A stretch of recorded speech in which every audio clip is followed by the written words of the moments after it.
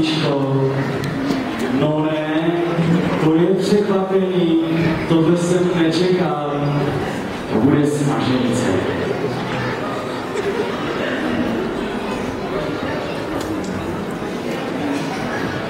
Trochu si odpočinu, zasloužím si to, že nám by nějaký to klíště nenapadlo, to by bylo nepříjemné.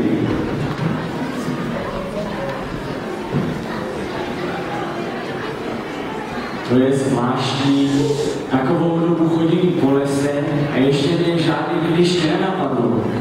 No buď jim smrdím, nebo jim nejsem příliš sympatický. Pomaloučku budu, to bude mít Jaruš radost. Mámo, už jsem doma. Táto, neseš něco?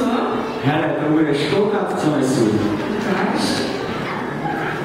To je krása. Vy? Sedni si ke stolu, ať si trochu odpočineš. Máš pravdu, jsem trochu unavený. To dělá ten čerstvý vzduch, vy? Ty, táto, taky pořádně dáš po tom lese, abys nechytil nějaký klíště. Víš, co jich tam běhá? Prosím tě, hele, nesejčkuj. Pro jistotu tě prohlídnu.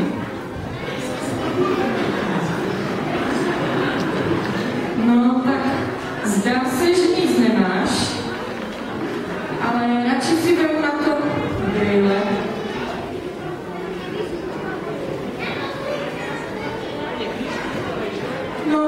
No jo, klíště. Neříkej, a kde? Za krkem, ještě není nacucaný.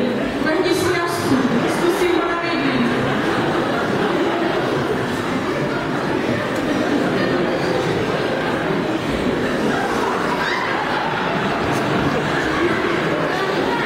Táto, nějak to nejde. Co budeme dělat? Už je zakousnutý, zkusím zavolat souseda. Sousede! Pak je sousedko, nějaký problém? Už tady leží takový natažený, snad není nemocný. Ale debák chytil klíště. A kde? To v lese. A kde pak ho má? Za krkem. Já nic nevidím. Tak si půjčte moje brejle. Zkusím mu vykroutit hlavičku.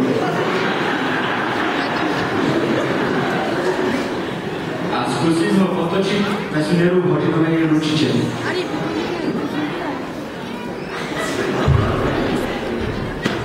A já bych mu. No ale, kde pak je?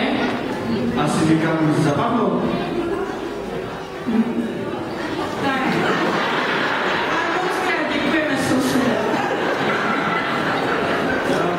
Chybí něco?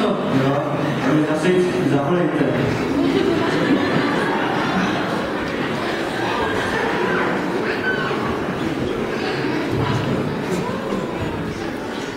To je hodný člověk, táto. Já vím, mámo, ale víš, mám ti takovej divnej pocit, jako kdyby si od nás vždycky něco